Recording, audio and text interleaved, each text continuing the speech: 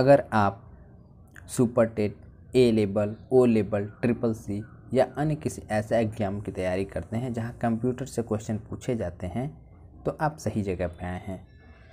Hello everyone, study tube the learners choice की computer की class में आपका स्वागत है। आइए हम आज देखने वाले हैं कंप्यूटर की पीढ़ियाँ।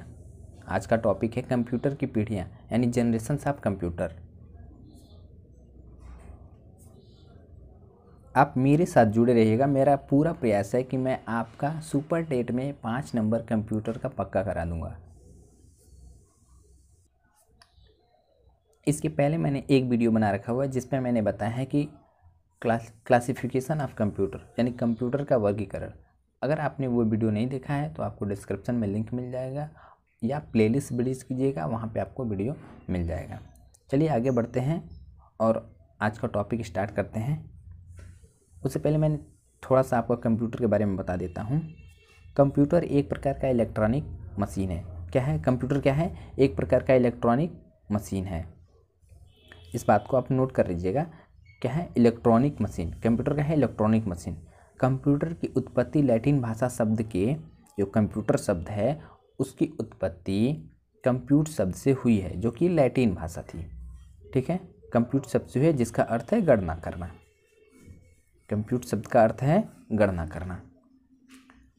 नोट पॉइंट 1 है, भारत का पहला कंप्यूटर सिद्धार्थ है। ठीक है, भारत का पहला कंप्यूटर क्या है? सिद्धार्थ है। विश्व का पहला कंप्यूटर मार्क 1 है जिसको अमेरिका ने बनाया था।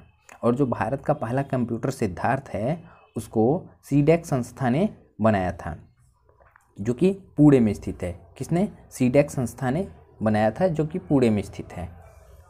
एक बात और आपको बता दूं, जो भारत का पहला सुपर कंप्यूटर है वो क्या है? परम है।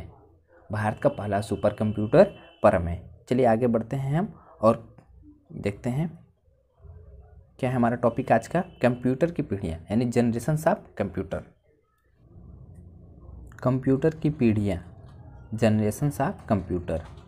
चलिए आगे बढ़ते हैं।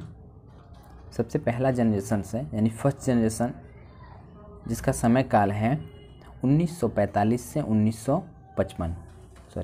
1945 से 1955 इसका टाइम है। आप यहाँ पे देख पा रहे होंगे। एक बात मैं आपको बता दूं कि ये जो टाइमिंग है 1945 से 1955, ये अलग अलग बुकों में अलग अलग आपको देखने को मिलेगा, तो इससे आप घबराइएगा नहीं। ठीक है, ये पूछा भी नहीं जाता है आपसे, ये आपसे पूछा भी नहीं जाता है। मैंने अब ऐसे जानकारी के लिए दे दिया हूँ कि लगभग ये है आपका 1945 से 1955। चलिए मैं प्रथम पीढ़ी की कंप्यूटर के बारे में बात कर लेता हूँ। ठीक है, तो प्रथम पीढ़ी का मुख्य घटक वैक्यूम ट्यूब है। जो प्रथम पीढ़ी का मुख्य घटक है वो क्या है? वैक्यूम ट्यूब, यानी कि जो मेन कंपोनेंट था फर्स्ट जनरेशन का वैक्यूम ट्यूब है। जो प्रथम पीढ़ी के कंप्यूटर हैं, आपको यही पूछा जाता है अक्सर कि प्रथम पीढ़ी का मुख्य घटक क्या है, तो आप इस बात को ध्यान दीजिएगा कि वैक्यूम ट्यूब। प्रथम पीढ़ी के कंप्यूटर के बारे में हम बात कर लेते हैं। ठीक है, तो यहाँ प्रथम पीढ़ी के कंप्यूटर हैं यूनिवैक, एनीएक, एडीवैक, एडसैक, IBM 650। ये क्या है? प्रथम पीढ़ी के कंप्यूटर है। और जो प्रथम पीढ़ी का लैंग्वेज था यानी जो भाषा था वो मशीनी लैंग्वेज में काम होता था प्रथम पीढ़ी के कंप्यूटर्स में। ठीक है, तो प्रथम पीढ़ी में इतना ही है और आगे बढ़ते हैं हम। नेक्स्ट जनरेशन देखते हैं। देखिए यहाँ पे आता है सेकंड जनरेशन। सेकंड जनरेशन का जो टाइम है वो आपका है 1955 से 1964। 1955 से 1964। द्वितीय पीढ़ी के कंप्यूटर का मुख्य घटक ट्रांजिस्टर है। जो सेकंड जनरेशन का मेन कंपोनेंट था वो क्या था? ट्रांजिस्टर था। इस बात को आप ध्यान दीजिएगा। सेकंड जनरेशन का मुख्य कंपोनेंट यानी मेन कंपोनेंट ट्रांजिस्टर। और कंप्यूटर की बात करें तो IBM 1401 यानी IBM 1401 ये कंप्यूटर था सेकंड जनरेशन का। और भाषा की बात करें तो लो लेवल लैंग्वेज यानी LLL, लो लेवल लैंग्वेज। और low level language is also called assembly language. आप इसको कम ध्यान दीजिए लेकिन इसको ज़्यादा ध्यान दीजिएगा। ठीक है, आपसे ये पूछा जाता है कि कौन सी भाषा का प्रयोग किया जाएगा, तब असेंबली लैंग्वेज। ठीक है, क्योंकि यही अक्सर पूछा जाता है। चलिए आगे बढ़ते हैं। अब बात करते हैं थर्ड जनरेशन का। तो थर्ड जनरेशन का टाइमिंग क्या है? 1964 से 1974, ये थर्ड जनरेशन का टाइमिंग है। थर्ड जनरेशन का मेन कंपोनेंट क्या था, यानी मुख्य घटक क्या था थर्ड जनरेशन का? IC chip. ठीक है, जो तृतीय पीढ़ी का मुख्य घटक है वो क्या है? IC chip. अब कंप्यूटर की बात कर लेते हैं। जो तृतीय पीढ़ी का कंप्यूटर है, यानी कि तृतीय यानी थर्ड जनरेशन का जो कंप्यूटर था IBM 360, IBM 370, ये कंप्यूटर हैं थर्ड जनरेशन के। अब प्रोग्रामिंग लैंग्वेज की बात करें तो प्रोग्रामिंग लैंग्वेज पहले आता है फोर्ट्रन। अब जब फोर्ट्रन की बात आती है तो ये किसके द्वारा डेवलप किया गया था? तो जॉन बेकस के द्वारा डेवलप किया गया था। जो फोर्ट्रन लैंग्वेज है वो जॉन बेकस के द्वारा 1957 में डेवलप किया गया था। आप यहाँ पे देख पा रहे हैं 1957 में डेवलप किया गया था। और अगला लैंग्वेज है, यानी जो अगला प्रोग्रामिंग लैंग्वेज है एल्गोल, ये ठीक है। एल्गोल भी ये डेवलप किया गया था जॉन बेकस के द्वारा ही। कब? 1958 में। ये भी 1958 में जॉन बेकस के द्वारा ही डेवलप किया गया था। और अगला लैंग्वेज है कोबोल। ये कोबोल जो है कि 1959 में ग्रेस हॉपर के द्वारा डेवलप किया गया था। ये अक्सर पूछता है, ठीक है, ये अक्सर पूछता है, इसको आप हाईलाइट कर लीजिएगा। कोबोल जो है कि 1959 में ग्रेस हॉपर के द्वारा डेवलप्ड किया गया था। आगे बढ़ते हैं। ठीक है, तो जो था आईसी चिप किसका बना होता है? सिलिकॉन का। जो आईसी चिप सिलिकॉन से बनी होती है। आईसी चिप को सेमीकंडक्टर चिप या एकीकृत परिपथ के नाम से भी जाना जाता है। जो आईसी चिप है उसको सेमीकंडक्टर या एकीकृत परिपथ के नाम से भी हम जानते हैं। ठीक है, जो सी लैंग्वेज है 1972 में डेनिस एम रिच के द्वारा डेवलप किया था। सी लैंग्वेज का आपने नाम सुना होगा। सी लैंग्वेज 1972 में डेनिस एम रिच के द्वारा डेवलप किया गया था। और जो PL/I है ये IBM के द्वारा डेवलप किया गया था। ठीक है, IBM यानी कि इंटरनेशनल बिजनेस मशीन, ये IBM का फुल फॉर्म होता है। और IC का फुल फॉर्म होता है इंटीग्रेटेड सर्किट। IC का फुल फॉर्म इंटीग्रेटेड सर्किट। चलिए आगे बढ़ते हैं। अब बात करते हैं फोर्थ जनरेशन की। फोर्थ जनरेशन का जो पीरियड्स हैं यानी टाइमिंग है 1975 से 1989, ये फोर्थ जनरेशन का टाइमिंग है। अब टाइमिंग के बारे में आप ध्यान दीजिएगा कि ये टाइमिंग अलग अलग बुकों में अलग अलग हो सकती है।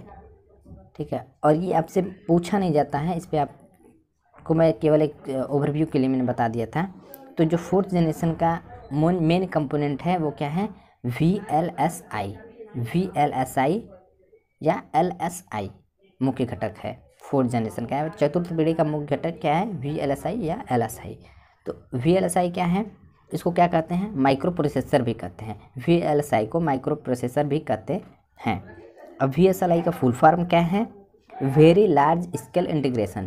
क्या है? Very large scale integration. ठीक है, और कंप्यूटर, ठीक है, जो कंप्यूटर क्या है? PC या पोर्टेबल कंप्यूटर। जो फोर्थ जनरेशन के कंप्यूटर हुआ करते थे वो क्या थे? पोर्टेबल कंप्यूटर थे। और लैंग्वेज की बात करें तो HTML, जिसको डेवलप किया था सर जॉन टिम बर्नर्स-ली ने 1980 में सर जॉन टिम बर्नर्स-ली ने डेवलप किया था HTML लैंग्वेज को। डॉटनेट 2002 में आया था, जिसको माइक्रोसॉफ्ट ने डेवलप किया था। अब उसके बाद बात आती है पाइथन की। जो पाइथन है 1980 में गॉडियो वन रसम ने डेवलप किया था। पाइथन को गॉडियो वन रसम ने डेवलप किया था कब? 1980 में। और बात आती है जावा की। ठीक है, तो जावा को 1995 में सन माइक्रो सिस्टम कंपनी ने डेवलप किया था फॉर गेमिंग पर्पज। इसका मेन उद्देश्य था गेमिंग पर्पज के लिए।